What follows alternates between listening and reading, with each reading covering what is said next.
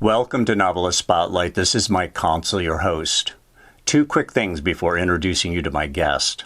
First, I encourage you to subscribe to this podcast by clicking on the follow button and also clicking on the bell icon so you are alerted to each new edition of the program. Second, in addition to being the producer of this podcast and interviewing novelists, I am a novelist myself. I've written 4 books, 3 novels, and 1 short story collection. In the episode notes, you will find a short link to my Amazon page and all 4 of those titles. Now, on with our program.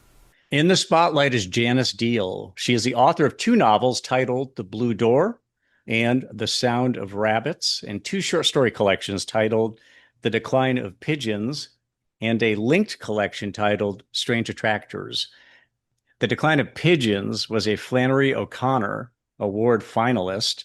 And just to kind of clarify the import of that, the Flannery O'Connor Award for short fiction is an annual literary prize. It's awarded by the University of Georgia Press. It was established in 1983. The purpose is to encourage gifted emerging writers of short stories by bringing their work to national attention. And the award is named in honor, of course, of the famed novelist and short story writer Flannery O'Connor. And again, it is to identify emerging short story writers. A blind judging contest is held for a collection of English language short stories. And the significance of the award is that it's become an important platform for new writers and a showcase for the revitalization of the short story as a genre. Has the short story been revitalized? That's one of the questions I'm going to talk to Janice Deal about, because there is evidence that short stories, the shorter format, is back in vogue. But just to finish her bio, The Sound of Rabbits was a finalist for both the Many Voices Project annual competition and the Black Lawrence Press Big Moose Prize. Stories from Strange Attractors won the Moth Short Story Prize. Many of you have heard the Moth, a great storytelling platform. And it goes on from there. She's also received an Illinois Arts Council Artist Fellowship Award for prose. She lives with her husband in the Chicago area, a beautiful, windy city. Know it well, love it. And Janice Deal, welcome to the program. Oh, Mike, thank you. And thanks for that nice intro. It's great to be here. Well, it's great to have you. And, I booked you months and months ago. Finally, we get to talk. I just worked far ahead. I've always been in that group, being a magazine editor for my daytime job. It's one of those things that always work ahead. Oh, Now, I get that. yeah, I'm sure you do. And probably with your fiction as well, because, you've got publishers who expect to have it on time and well conceived. Now, you have toggled between short story collections and novels. I'm just curious about your calculations or calculus in terms of writing novels and short stories. Are you going to continue? Have you made the switch to the novel now? Are you going to stick with short stories? Will you continue to go back and forth between the two? What's your thoughts just going forward as to where you're going to put your energy? Oh, Mike, I love that question. For right now, at least, I seem to be toggling back and forth.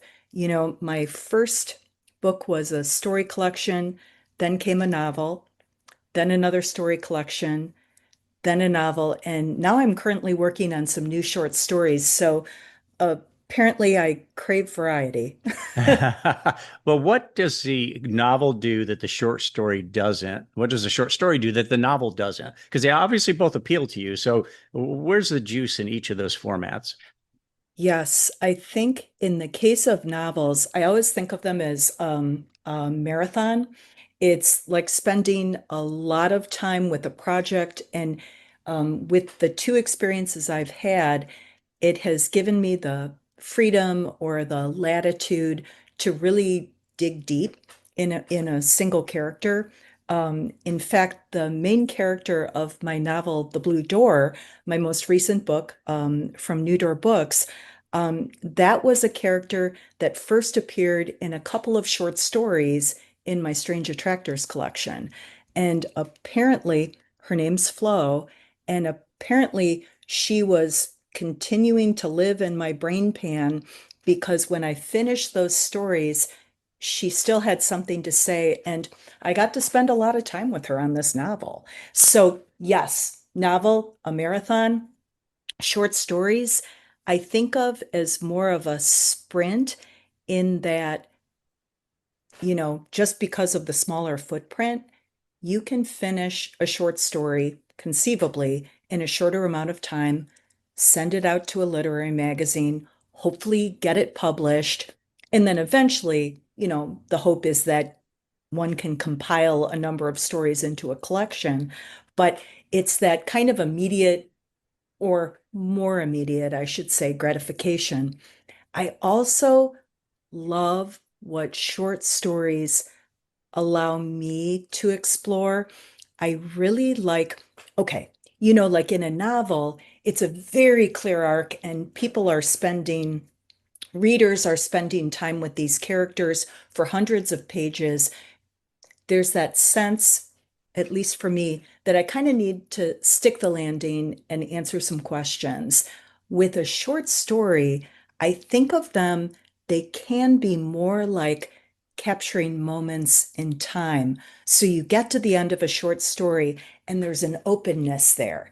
It's okay, this is where we are in this moment.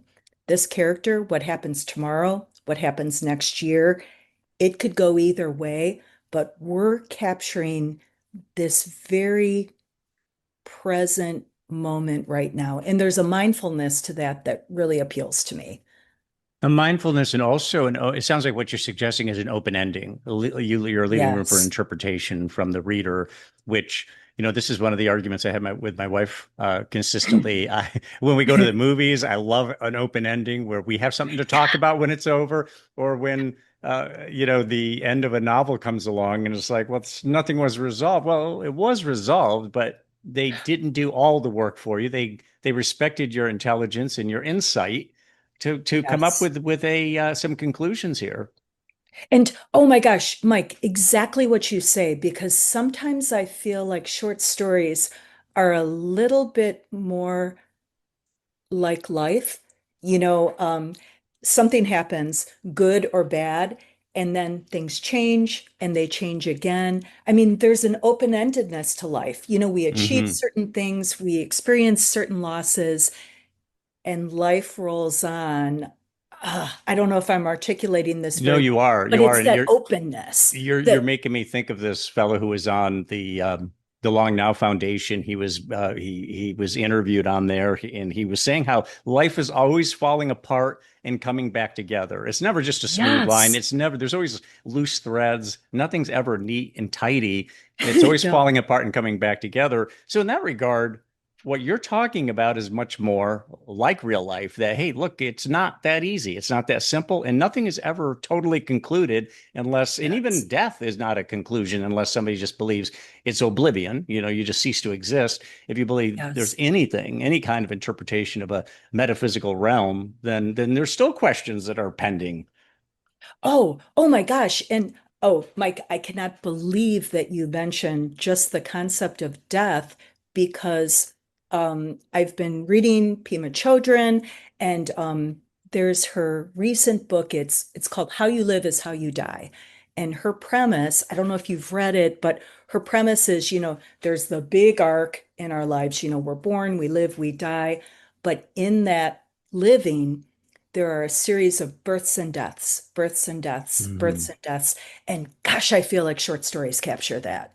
Yeah. Now, one of the reasons I pivoted over to short stories, and I feel like that's the channel I'm going to remain in, is there's a lot of ideas I want to explore, and Yeah. I'm not going to live long enough to do that in a novel format because I've got way too many. I've got a file with dozens of ideas. Not that all of them would pass muster. You know how you start to write on an idea and it either gets some lift or it kind of Yes. extinguishes itself. It's just kind of like it's not working. That's fine. I'll just throw it to the floor and move on to something else. But I suspect there might be some of that. You are cross-pollinating with between your short stories and your novels. You were just explaining how the characters cross over or have new life in one format or the other. And Yes. but you also strike me as somebody who you might have a lot of different ideas, and they don't all fit. You can't consolidate them all in a novel, but a story collection of 10 or Exactly. 20 stories, you've knocked off a whole spate of them. Oh my gosh, Mike, exactly. And don't get me wrong, I really enjoy the process of novel writing, but there is something about writing short stories. Everything you just said, like you, I kind of keep a file of ideas, snippets of conversation I hear, blah, blah, blah. And you can try something, and if it's not working, eh, you know, 2 days of work, you put it aside. But how heartbreaking to spend 6 months on a novel and then Yes. realize, oh, it's really not, this is a dead end. You have to go in a different direction. Yeah. The first two novels I ever wrote, which never got published because I wrote myself into a corner, but it's exactly what you're talking about, where I it's get kind of that. like I spent months and months, and it's like I just, I have nowhere to go with this. I've written myself into a corner, so that's the end of that. Um, so that's just one of those frustrating things about writing at times.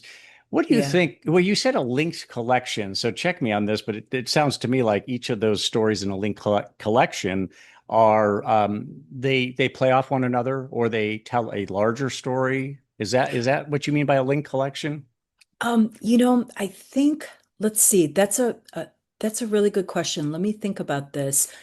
It The was a long the time ago big that you probably wrote the bio, so you're thinking, what did I mean by that? But I just really loved what you said. I think that the link in these stories, the really most overt link, is they're all set in a fictional town called Ephraim. And at different times, not like, there's no stories from the 19th century in there, but at different times in this town's life or history, and some characters do cross paths with each other, and some characters only in one story they might see graffiti or a reference to another character and they never meet them. Or and actually that was how the process of writing this book, these stories began, is I was starting with one short story. I made up this town, and then there was a character, a very secondary character who actually was dead in the first story. And I was like, wow, what's his deal? And so I started writing a second story to explore this guy's story. And he actually was, though alive, still a secondary character in the second piece. But then that prompted the main character in that story sits down on a bench with a plaque on it, one of those commemorative plaques, and she's imagining who this person might be. And so then I asked myself, who is this guy? And so in the third story, that's how I explored him. And at that point, Mike, I was like, okay, I guess I have a link collection. They're all set in Ephraim. So, Ephraim, that's right. And you even created a map. You created a map of yes. the town. Uh, Now, tell me, Ephraim is not, was the map necessary, or was it a something that just motivated you, or something that you felt like was um, just enriched the stories? Because Ephraim's not a big place, right? It's a small No, it's place. very small and made up. I think what happened was I had a sort of map in my head as I was writing one story after another. I was kind of orienting these characters in different places throughout Ephraim. And so I had a general idea in my head. And while all this was going on, while I was working on these stories, my husband David and I, we were in New York City, and there was a Tolkien exhibit that we went to while we were there. And of course, oh my goodness, the king of world building and this exhibit. Oh man, Mike, it was amazing. Mhm. They had, he had as part of his world building drawn these elaborate, beautiful maps of these places that he had created. And that just kind of, we left the exhibit, but those images stayed with me.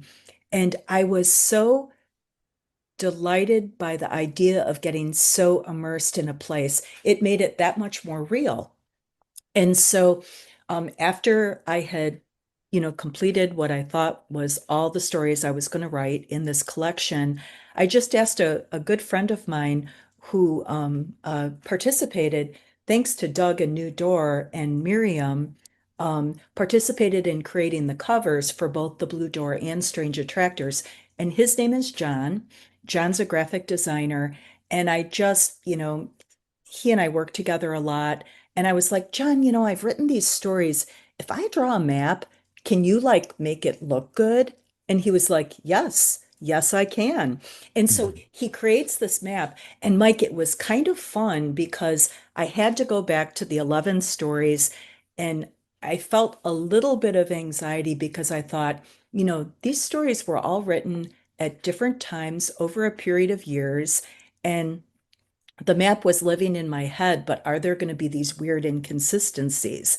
And there were some, like a street was named two different things, or I had the Walmart on one end of town and not the other. So I had to do some tweaks in the stories, but I was actually gratified by how well it had hung together. And it also, just as the author, it immersed me even more deeply in this place. And so when New Door spiked an interest in the book, I was like, oh, and can we include the map? And Doug was like, yes, yes, we can. So I Mhm. was really happy. Um, so yeah, it obviously served a purpose for you and pulling things together, and complicated things a little bit, but that was just some simple adjustments you had to make. Maybe not so simple, but you made those adjustments. So conventional wisdom is short stories are harder to sell to agents and publishing houses. Now, if you're John Updike, yeah, no problem. Alice Yeah, Munro, no problem. yes. But for the rest of us mortals, it's hard to sell a short story collection. Or so we've been told over the years. This gets to the question of whether or not uh, short stories are going through a revitalization, whether agents out there today and publishing houses today are saying, the mentality has changed. We're a really short format society these Interesting. days, or civilization, because of things like Instagram and TikTok, and people watch videos in short format, they read things in short format. So suddenly short stories have a new life. I don't know that that's the truth or not. Do you have any insight into that, whether or not short stories are actually doing better with agents and publishing houses and ultimately with readers? Oh gosh, I don't have any hard data to support that, but what you say makes a lot of sense. And I know from talking to people, sometimes they'll say, I just want something I can read on my train ride into the city. Or this is something I can manage right now because I'm spinning a lot of plates. But I don't, and maybe the advent, as you say, of digital media and shorter forms contributes to that. Um, my gut has always been that publishers, agents, literary magazines, which of course do publish short stories, um, they trust their guts and they're responding more to the content than they are to the form. But that's just me. And also, oh my gosh, Mike, I feel like I am uh uh sort of I never really write to an audience or what I perceive as being a popular theme. I'm guessing you're the same way. You know what? We write what we have to write. And if short stories are more in vogue now, wow, it sounds like that's going to be great for both of us. Hmm. Well, and what you're saying is I'm going to write for myself. It's the only way to authentically write. You have to write what's inside you. You have to let that voice do dictate Yes. things. If Because you write don't for you the feel like market, Yeah, and don't that's you a dead feel like end. it shows? Like It if does. we're not into what we're writing, oh my gosh, if I'm bored or just connecting the dots, gosh, I know for a fact readers will pick up on that. Well, and I think we also pick up on it in that the first two or three things I wrote, I felt like, I feel like I'm trying to sound like a novelist, like I'm trying to sound like the people who are out there rather Yep. than myself. And this isn't really how to express it, but I'm not trusting my own expression. I'm not trusting it. And the truth is, the only thing that's really sustainable, I think, over time is to, unless you're just very successful and you're making money at it, and that just keeps you, coming to work with the lunch bucket and getting it Yeah. done because you want the money, then I think that it really has to do with it's not sustainable unless it's like this is my voice, this is my expression, and this is feeding my soul. Yes. And oh my gosh, and that, that begs the question, like you were mentioning earlier, loving movies. And I know like David and I, we love movies, we love music, and we love reading, of course. And I'm always so impressed when an artist of any stripe, I'm Bob Dylan, of course, comes to mind. Remember how much trouble he got into when he stopped being acoustic and he embraced the Yes. electric guitar, and his fans were so angry, but he had to do what he had to do.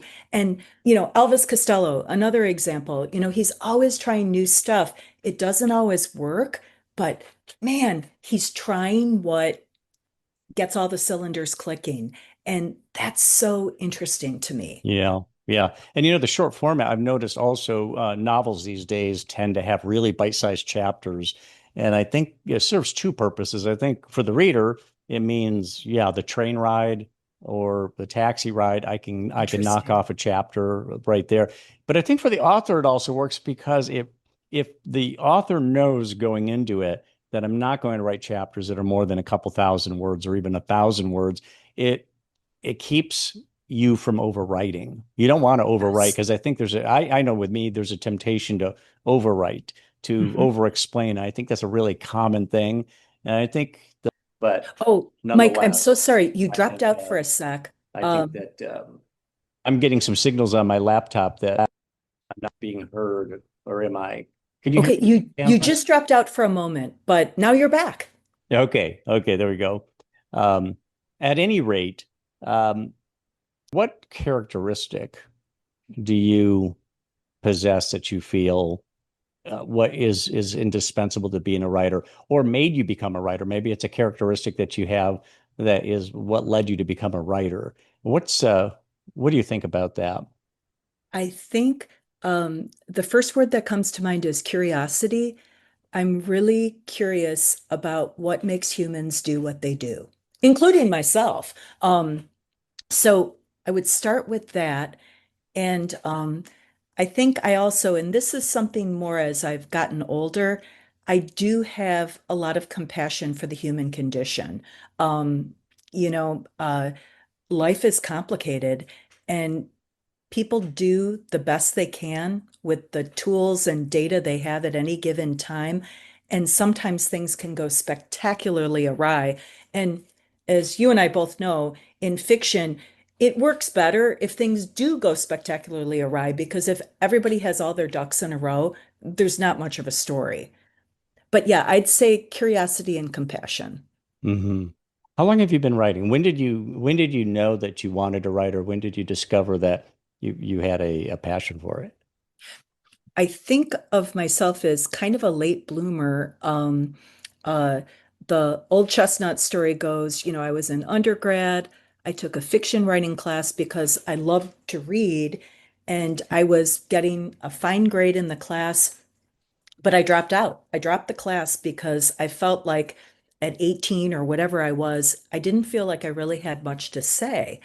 And then fast forward 10 years, I was working at a travel magazine. I was a writer and an editor. And just through my employer, I got to take a class at Northwestern University here in Chicago, a journalism class. And oh my gosh, Mike, it was so fun to be back in school. And so I took this class, it went great. And then after that wrapped up, I thought maybe I just want to take a class for fun, for me. And so I signed up for a fiction class, and apparently I'd done some living in the previous decade because it clicked. And I had a fabulous instructor, Fred Schaefer, who is still a dear friend. um, I started writing short stories. It was a short story class, And when the class wrapped up, he invited me to be part of a story workshop he runs out of his home. And so I joined the short story workshop and I never looked back. I've been writing ever since. So I guess for me, it was as many things in life, I guess it was a matter of timing. Yeah. Um, just how do you describe what you do when you're at the coffee house or a cocktail party and you tell somebody you're a writer? Um, what do you write? Oftentimes, and you're not going to Yes. say I'm a detective novelist or I write crime, Yeah. legal thrillers. You don't have a genre really. I don't think you have a genre, but you tell me. How do you describe what you do when somebody asks what kind of writing do you do? I usually say, you know what? I write short stories, I write novels. I'd call it literary fiction. Literary fiction. Yep. Yeah. Yeah. That's And that is a what I'd call it. broad category, but it kind of But it covers gets you all out of the genre and it bases. gets you out of the kind of the heavily plot driven book where it's not Yes. even so much about the writing of the characters, it's just the storyline and everything is subservient to that. Oh, Mike, spot on. Yeah, it's kind of like, going back to movies again, and I love them both. Like David and I are going to go see Superman tonight. I'm going to guess that's going to be plot driven. We also really love movies that are character driven, like, oh, The Quiet Girl. They're just two different animals. But to your point, yes, I would say my writing is more character driven. And I can't say this at the cocktail party, but bleak as hell. My stories are really, they're kind of bleak, but hopefully transcendent. How do you feel about that? I mean, do you feel like bleakness turns off readers, that there's people who say this is going to be too depressing? I mean, I see that with movies and music where it's sad Yes. music is beautiful to me. Not, it helps you experience your full range of human emotions, which is, I think, vital to feeling alive. But there are people who just stay away from anything that is sad, whether it's music or Oh, movies or writing. What do you think about yes. that? I think it's what each individual human is looking for in art. Like if they have just come home from a challenging day at work and they just want some comfort food, maybe they just want something that uplifts them or takes them to a completely different place. Or, like, okay, case in point, because I like it all, honestly. And David and I are watching, I don't know if you watch the show The Gilded Age. It's by the Downton Abbey guy. And Mike, there's Carrie Coon, first of all, she's amazing. And it's set in late 19th century New York City. It's very Edith Wharton-y, but Mhm. you just know every problem that comes up, it's going to be resolved either in one episode or two. And there's something kind of reassuring about that. But by the same token, I also um, feel like it expands going back to that whole human condition thing, it expands my understanding of the human condition to watch movies or read books, or listen to music where everything doesn't always turn out exactly the way people expect. Mhm. It's kind of a balance. In fact, I was just having a conversation with a good friend this morning, and she's like, you know what, Jan? It's summer. There's all sorts of things going on. Um, I'm gonna read a book that's like comfort food. And I'm like, I hear ya. Actually, I spent the last 2 days, true story. I spent the last 2 days at the DMV trying to get my driver's license renewed. Finally did. Huzzah. But when I got home, I wasn't really ready for anything too dark. I all I wanted to do was watch The DMV is a Gilded dark Age. experience to begin with. You don't need any more darkness in that day. Yeah, Yeah. yeah. There was a lot to unpack. So I think there's a place for all of it. I happen to like both, but I respect the fact that for some people, maybe they prefer one or the other form. Yeah. Well, also, I mean, I don't see a reason to take things off the table. Go with the full banquet of life. But I do notice that as people age, A lot of times, hey, when I was young, the violence in the movies was okay. Not anymore. When I was young, it was okay if it was a sad movie because I didn't even experience it as sadness. So I hadn't lived enough life to really experience true sadness. Now I do, and I don't want it. Um, I see people shrink in their lives as they age, and that's something that I have told myself and I've told my wife, I'm going to wage a pitched battle against that. I don't want to be one of those people who don't drive distances anymore, don't listen to sad music anymore, won't watch a movie that has a little bit of violence in it, and I so get on. that. The whole aging process, people do, and maybe that's a natural course of life, but I really like the idea of keeping, again, the full banquet within arm's Yes. reach and experiencing it, tasting it all. Oh, Mike, 100%. I do feel that uh I don't know, do you remember that movie? I don't know if you ever saw the movie Big Night. Oh, I love that movie. Is it good? Oh my gosh. Yes. And there's that line. Despite my name, I'm full blood Italian. It's a truncated name. There's that, and then my uncle ran a fabulously successful restaurant that I worked in, washed dishes in when I was in high school, and so on. I Which love that maybe movie. informed your novel, right? Yeah. About the Italian restaurant? Yeah. The Family Recipes is very much autobiographical, not personally autobiographical, but my uncle and the restaurant and so on, and of course, 80 probably 30% real, 70% fictionalized. But yes, I mean, Sure. it definitely fed that whole desire to write that story. Absolutely. But the Oh my Big gosh. Night was fabulous. Yes, so of course Big Night spoke to you. There's that line, I'm paraphrasing, but like bite your teeth into the ass of life. Don't you just want to do that till Yes. our Yes. last day, and sometimes we have, oh, uh, uh, wingmen, wing women who help encourage us do that. Like our friend John, who created the map, he is a great lover of roller coasters. And Mike, thanks to John, David and I are still riding roller coasters with tremendous joy. So, Yes.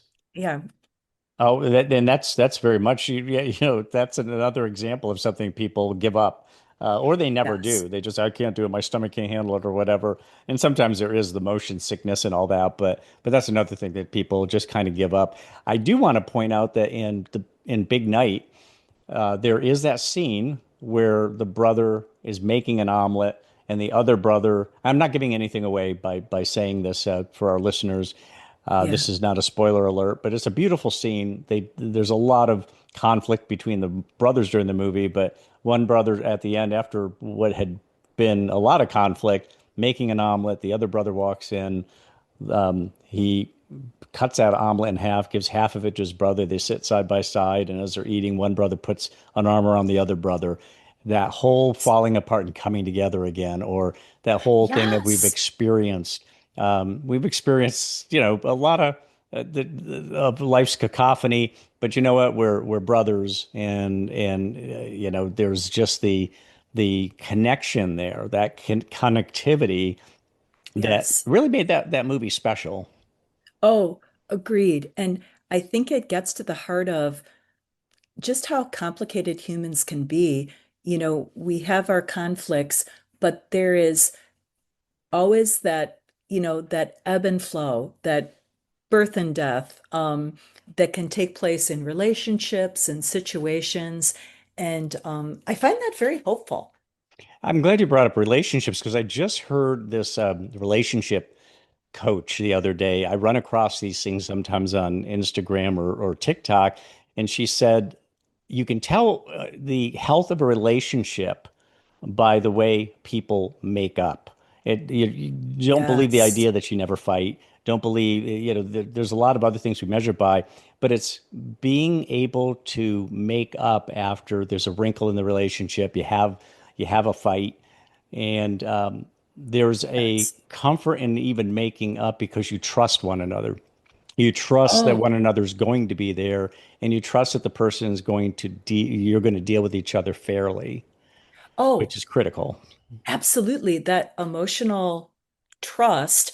And that's something that's very, uh, very interestingly delved into, um, as we do in our writing. And David and I just saw a movie. It's called Echo Valley. I don't know if you've seen it. I It's have got not, no. Julianne Tell Moore us. in it and Sydney Sweeney.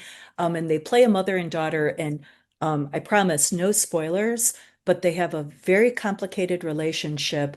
And at the heart of the movie is that question of emotional trust. And this movie is interesting, Mike, because it ends like a short story. It's Mm, very open-ended. And I was I was surprised when the credits started rolling. I was like, oh, um, they're not going to tell us. But I feel like the director and the actors were trusting us to understand what you just described, that that possibility for reconciliation. Um, but it a lot depends on the characters involved, the individuals hmm. involved. Yeah. Well, Julie, I'm a fan of Julianne Moore, and there's certain actors and actresses who I go to see their work. Even Yes. I don't necessarily even need to know what the movie's about, but if it's just Jessica Chastain is Oh, another one where it's like if she does a yes. movie, I want to see it. So there's several actors out there like that because I trust the work that they're picking. They're offered good Yes. work, they pick good work, their interpretation is powerful, and that's what I want to see. And I want to see that in writing as well. I want to see that in writing as Yes. well. I want to jump back for a minute because when we were talking about short stories, I was going to mention, I thought a seminal event in modern short story writing was when 10th of December hit number one on the New York Times bestseller list, a short Oh, story collection from George Saunders. And yes. you just don't see short story collections hitting number one very often. That's a big deal. And I think he Absolutely. inspired a lot of people to rethink the utility and the readability and the popularity of short stories. The Oh, potential, if nothing else, the potential. oh, Mike, 100%. And I feel like there is something about Saunders. He is obviously insanely intelligent, very compassionate in his work, but also wickedly funny. It's a really great cocktail that I think made his work appealing to a broad audience. Hmm. And he just seems like such a nice human, doesn't he? Super, super nice guy. I've tried to get him on the podcast, and he's great. He's so gracious in turning me down. It's, But I oh, still hold out hope. In fact, you're reminding me, this conversation is reminding me to go back to him and see if I can catch him at, like you mentioned earlier, timing is so often it has to do with timing. Hopefully I'll hit him at a good time. But that story collection, I've only done this with two books in my life, I believe. And I know I did it with 10th of December. I got the print edition, but I also got the audio edition, and I read the wow. print edition while I listened to the audio edition while he was reading it. I wanted to Oh my hear gosh. his inflections, his vocal inflections. What is he emphasizing here? How is he actually presenting the material? Because I wasn't trusting that my interior voice, my voice Yeah. of thought, was consistent with what he was trying to communicate. And what did you discover? Were you pretty I was close? off. I was off. And Yeah. it was a good experience that he knew exactly what he wanted to emphasize the pacing. I mean, an author sets pacing, but then there's also the pacing. The reader has an influence in that pacing. Am I actually, is my pace of reading and my hesitations and my vocal inflections in my own head Yeah. what he had written or not. So to have both happening on simultaneously was Wow. exactly what I needed with that collection. Well, that speaks to how much those stories affected you, that you went back and paired the Yeah, two. You know what I've heard? I have actually not heard the audio for this. I just read the book and loved Lincoln in the Bardo. I've heard the recorded version of it, just blows the doors off the barn. I guess it's amazing. yeah. I have not. So you're saying the recorded version is an excellent way to um, take that book in. That's what I hear. I did Does it he the read? Do you know if he old-fashioned reads way. it? Does he read Um, it himself, or My does he? understanding is they actually, for this one, because there's all these different voices of Mm, these, Oh, that's right. Yeah. spirits. My understanding is that it's different Maybe voice an actors. ensemble. Yeah, an Yeah. ensemble of voices. Yeah, that would make sense. What was the turning point in your writing life? Oh, I would say meeting Fred Schaefer, my instructor at Mm, Northwestern, when he invited me to participate in his story writing workshop. It kind of was that passageway between, oh, I'm trying this because it might be fun, and oh, someone else besides myself takes this seriously, takes my work seriously. And that mhm. was, yeah, that was a doorway. And I, uh, I think that over the years, um, uh, another thing that's just been kind of interesting is my earlier work, The Stories in Decline of Pigeons. They're a little bit more, I guess the word is fulsome, like more elaborate sentence constructions. For whatever reason, right now, Mike, I'm paring stuff down, paring it down, paring it down. Who knows what'll happen next? But that seems to be, it seems to be kind of where I'm at right now, and that represents a change. Is there a strategy behind it? You're saying it's where I am right now, so it might just feel like this is what I want to do. It's my instinct right now, or is there some Yes. strategy behind it? Like I'm doing this for this reason, paring Oh it my down for gosh. this reason. I wish I could say there was a strategy. It's exactly what you said first. I'm just kind of going with my gut and what Hmm. feels right and sounds good to me and seems to fit the topics I'm exploring. I will say these new stories I'm working on, they're shorter too. And that's been kind of fun. And I think what I like is the challenge of covering the ground I want to cover in a really compact fashion. Like, Mike, I don't Hmm. write poetry. I love poetry, don't write it. And one of the things I love about it is the economy. Like how Yeah. so few, like when you choose a word, when the writer chooses a word, man, it better be perfect, you know? Yes. And I've I been love that. influenced. What's that? Say that again. Oh, I just love that. Yes. I've been influenced by this flash fiction trend. I've had a couple flash fiction people, or even microfiction, on the program, and that's influenced me in what you're talking about, where not necessarily doing flash fiction, but writing as if I'm doing flash fiction, even though I'm doing a longer form than that.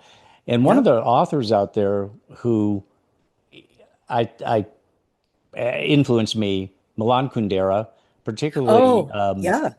not only the Book of Laughter and Forgetting, but his other stuff. But it was the Book of Laughter and Forgetting was the first book of his that I had read, and his stuff was so lean, and his stuff was I compared to a gesture drawing in art rather than a fully realized painting. It's more like a gesture drawing, but you know exactly what that is. You know exactly what the Yes. figure is. It could look sultry, it can look aggressive, it can look this or that, but he does it in a way that leaves a lot of breathing space for the reader so that you're Yes. co-creating with him.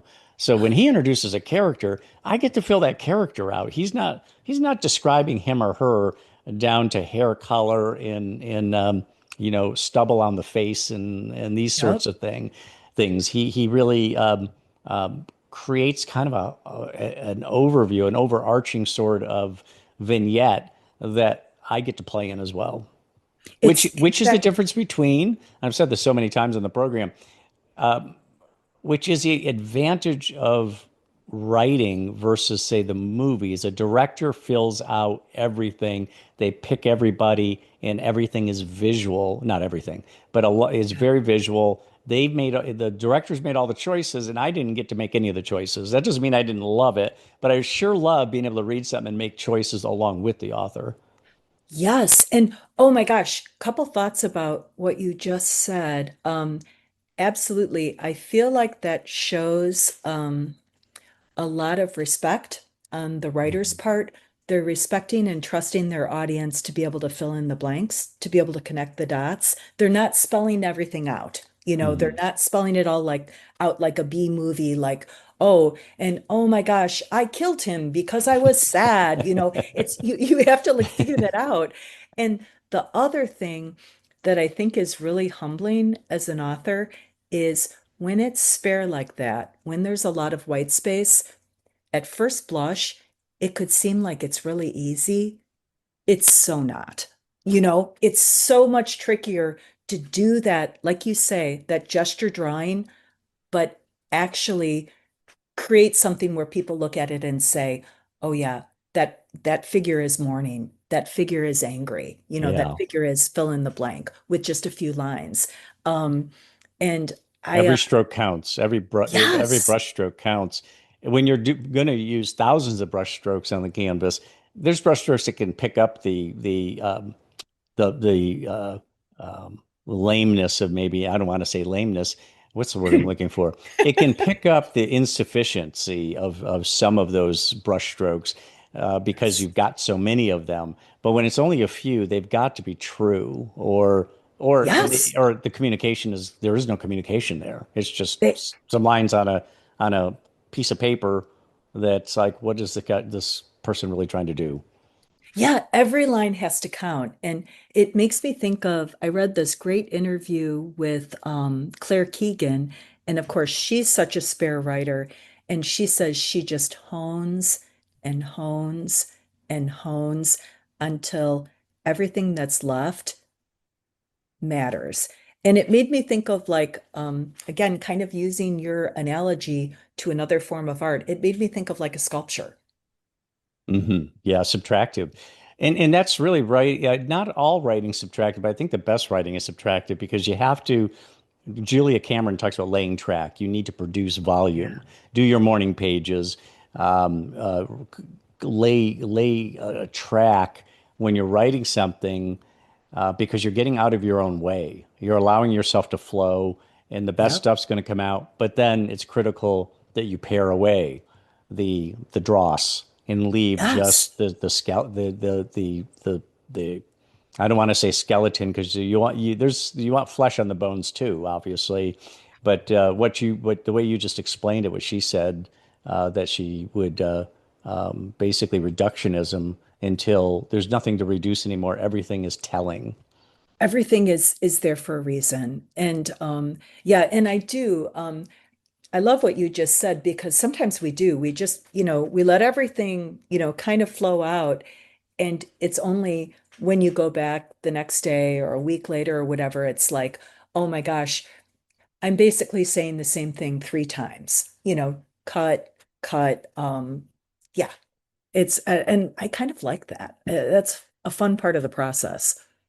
Fred Schaefer, can you tell me something that Fred Schaefer said that you remember that you would share with listeners? Oh my gosh. I think that his, I'm going to use the word mindfulness again, Hmm. his mindfulness and respect for the process.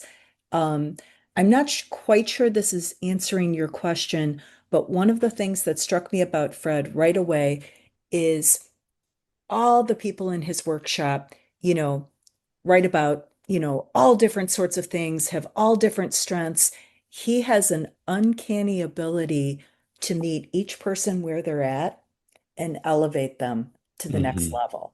And so, not a direct answer to your question, but I think something that's really stuck with me is how um, each of us, wherever we are on our creative journey, there's always that next place we can go. And Hmm. that process of evolution just seems really hopeful to me and exciting. It as opposed to say, well, okay, true confessions, I'm the worst athlete ever. I'm the worst at team sports.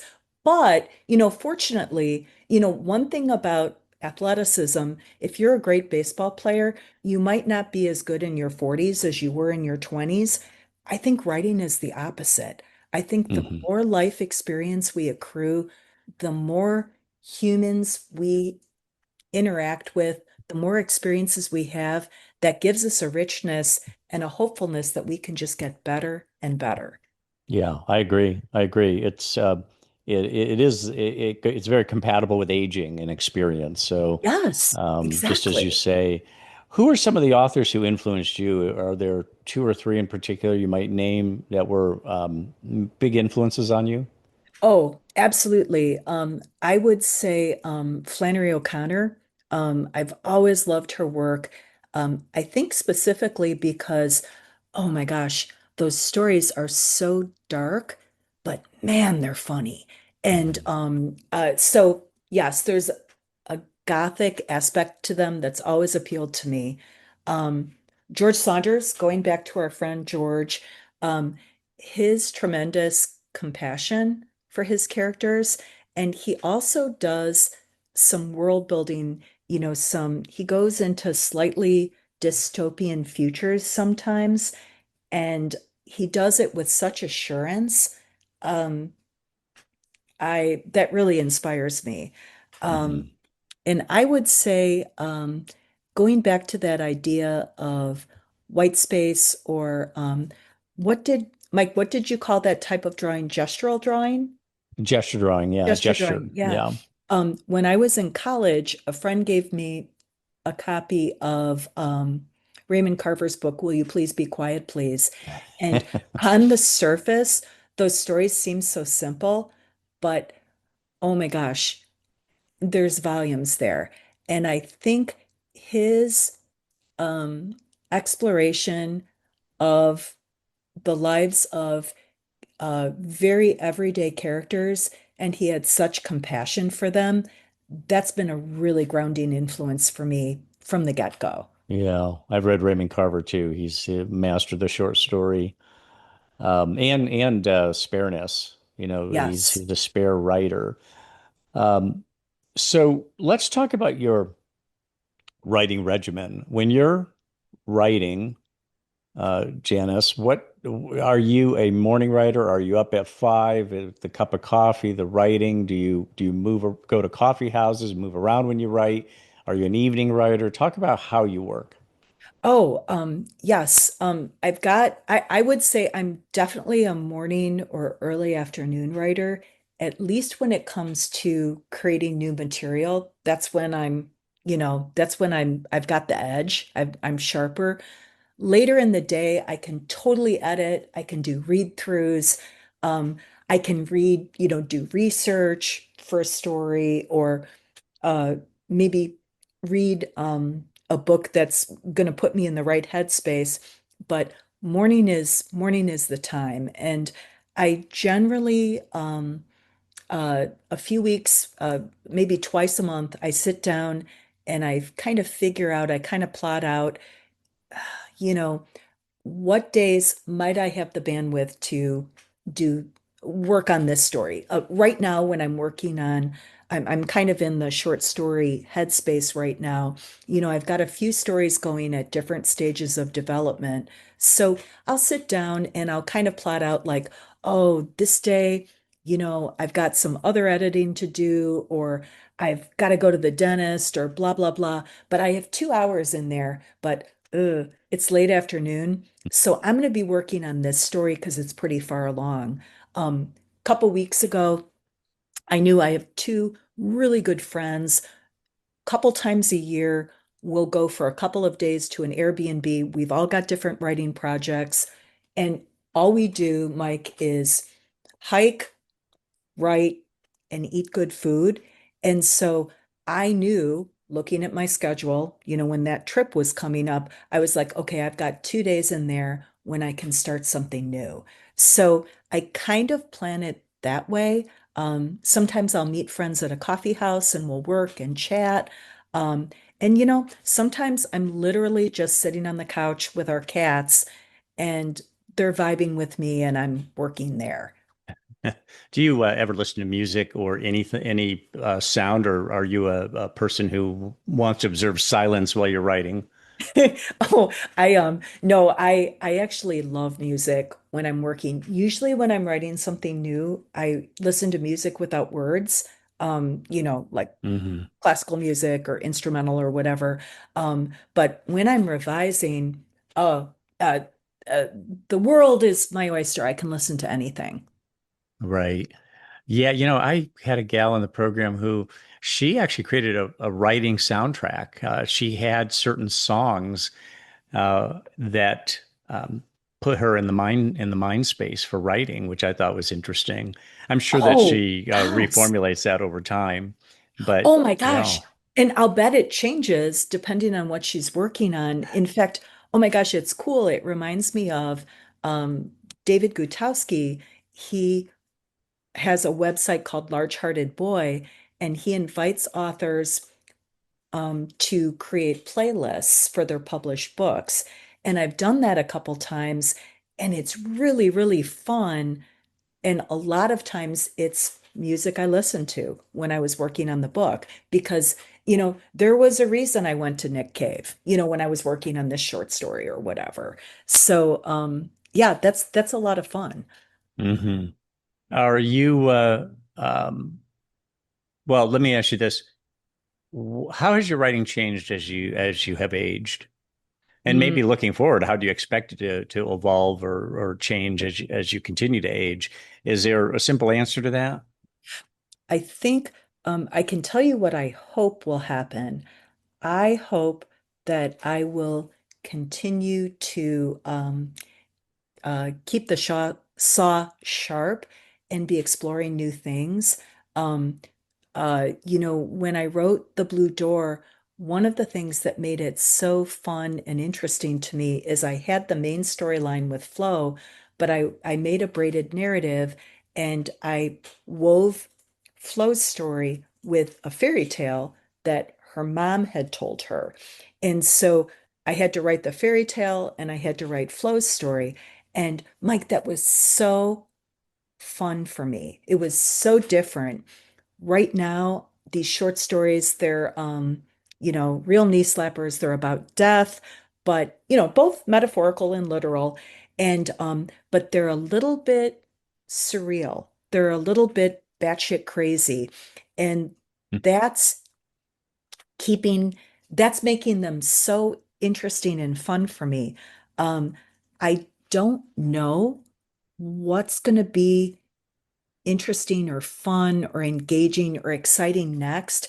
But my hope is that I'll continue to explore and maybe like, Lana Del Rey and Elvis Costello and Bob Dylan, maybe I'll have some missteps in there, but I it'll definitely not be boring. So that is my hope.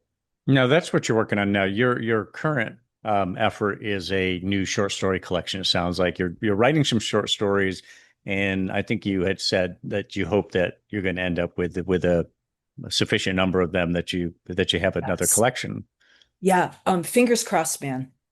How far along would you say you are? I mean, are you 30% of the way there, 50%, 70%? Oh, that's a great question. Okay, I'm gonna be all data-y on you. I have several stories underway in different stages of being. One of them actually just came out last week in the Colorado Review. So that Hmm. one, that one's done.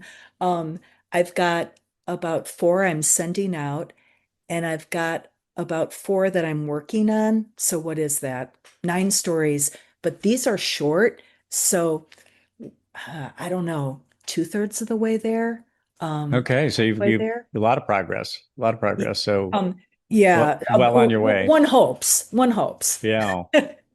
Um, what would your to the person listening, an aspiring novelist or aspiring short story writer, what would be your writing advice to that person?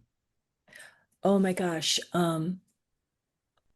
I would say take your work seriously. Don't take yourself too seriously. Um, Proceed, I'm kind of thinking of George Saunders, who comes up again and again in this conversation. Hmm. He has a tremendous humility, and I really, really respect that. And he's brilliant. And so it's that idea of um, uh, you're doing what you love, embrace that. Try not to get too bound up in what's popular or uh, take advice with humility and learn from it but stay true to what your gut is telling you too. I don't know. That is like a huge mishmash, Mike, but make of that what you will. So, I wanted to ask you also about when you sit down to write, what is your kind of mental state or attitude? And I started asking this question because I had read, it was many years ago now, but read On Writing by Stephen King, Oh my part God, I love memoir. that book. Yes, part memoir, part writing manual. But you might remember that he said you need to bring an attitude to what you do. You have to, when you come to that screen, you have to have an attitude. Yeah.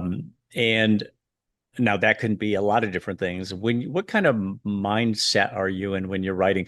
And I don't know whether you consciously attempt to be in a particular mindset or whether it's just something that happens naturally. What would you think? I mean, Stephen King saying bring an attitude to the screen. Do you do that? And if so, what's that attitude? I don't know that I do it consciously, but I do know that on the days when I know I'm going to write, it's kind of this joyful approach of, let's do this. Let's see what happens. I guess that's my attitude. Gotcha. Yeah. It's a discovery process, isn't it? Yes. Yeah. Let's see what I find out today. There was a guy who, an artist. My wife was, this was back when I lived in Charlotte, North Carolina, and she was part of the Charlotte Art League. And there was a guy there who talked about you must paint every day. My wife wasn't the hardest working painter at the time, but he was saying Yeah. you must paint every day. And when I went into his space, he had his work lined up across the top. And he said, this is where I started. And you could see this evolution. He had become so much better of a painter.